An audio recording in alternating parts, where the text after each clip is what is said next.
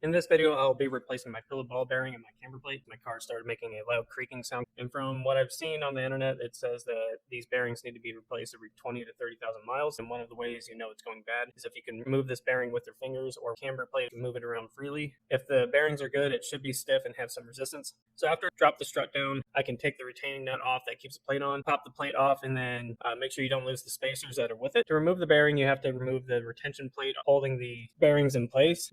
These are held in by a 2.5 millimeter Allen key screws. Sometimes they can be seized and will easily strip, so you have to be careful. Otherwise, you'll end up having to do what I did and weld a small bead on top of the screws and turn them out with pliers. After the plate is off, you can set up your clamp to pop the bearing out from the bottom. You'll need to have something that provides enough space for the bearing to come out of the bottom, like a pipe or a large socket. Try to keep it centered and slowly tighten the clamp as best as you can until the bearing comes out. When putting the new one in, you'll flip the plate over and press it in from the other side. When putting the new, apply a thin layer of grease on the inside of the housing. You'll need a 23 millimeter socket to keep the press centered, and so you don't end up damaging the ridge that's on the bearing. As you apply pressure, ensure that you are as centered as possible and slowly keep going down until the outer wall of the bearing is flush and fully seated. Put the retaining plate on, and then you'll tighten down the screws afterwards. So after you've put the screws back in and tightened everything down, you can grind the welds off if you ended up having to do that. After that, you can put the camber plate back on the strut. Make sure that there's one spacer on the strut already. Slide the plate down and insert the second spacer from the top. After you've gotten the camber plate seated, you can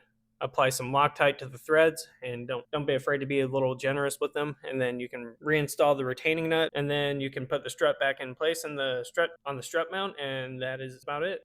Here is just a before and after of the sound that I was dealing with.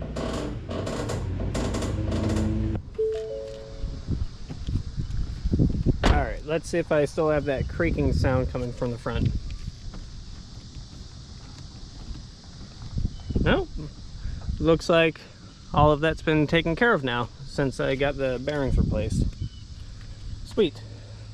So yeah, if you happen to run into the same issue as me, I hope this video helps, and that should be it. I'll see you guys next time.